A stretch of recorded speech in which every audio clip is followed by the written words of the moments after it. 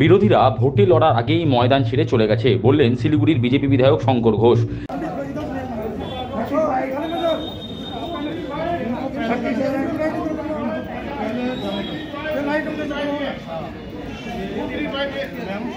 এত নিরুত্তাপ ভোট তিনি আগে দেখেননি। ভোট দেখে মনে হচ্ছে বিরোধীরা ভোটে লড়াই করার আগেই ময়দান ছেড়ে চলে গেছে। নিজের ভোট দেওয়ার পর এমনটাই অভিমত ব্যক্ত করলেন শিলিগুড়ির বিজেপি বিধায়ক শঙ্কর ঘোষ। এদিন সকালে সস্ত্রীক বিধায়ক শঙ্কর ঘোষ শিলিগুড়ি পুর নিগমের 24 নম্বর ওয়ার্ডের জগদীশচন্দ্র বিদ্যাপীঠে ভোট দিলেন। ভোট দেওয়ার পর সাংবাদিকদের মুখোমুখি হয়ে তিনি বলেন, এত নিরুত্তাপ ভোট তিনি আগে দেখেননি। ভোট দেখে মনে হচ্ছে যেন বিরোধীরা লড়াই করার আগেই ময়দান ছেড়ে চলে গেছে।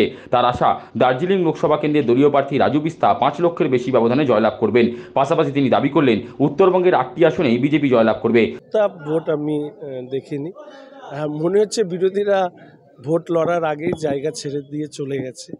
ভোটাররা আসছেন, ভোট দিচ্ছেন শান্তিপূর্ণভাবে।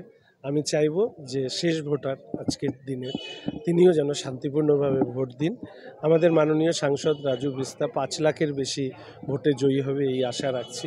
এবং আমার শিলিগুড়ি, আমার দার্জিলিং, আমার উত্তরবঙ্গ নিশ্চিতভাবে নরেন্দ্র মোদীকে আরও শক্তিশালী করবার জন্য আমাদের মাননীয় প্রধানমন্ত্রী নরেন্দ্র মোদী মহাশয়কে উত্তরবঙ্গের 8টি লোকসভার আসনই তার হাতে তুলে। অপরদিকে এদিন সকালে শিলিগুড়ির মার্গারেট হাই স্কুলে ভোট দিলেন দার্জিলিং লোকসভা কেন্দ্রের তৃণমূল প্রার্থী গোপাল লামা।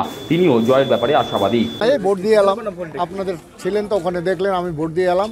প্রথম দেওয়ার চেষ্টা করেছিলাম কিন্তু হয়নি। একটা বৃদ্ধা মহিলাকে দেখলাম, ওনাকে ফার্স্ট সুযোগ দিলাম, তারপরে ওনাকে নিয়ে বাইরে আমি দিলাম। এখন সারাদিন ঘুরতে হবে, দেখতে হবে। এখানে তো দেখলাম এখন 7টা বাজে নেই, 7টা বাজার আগে তো বড় ভিড় হয়েছে।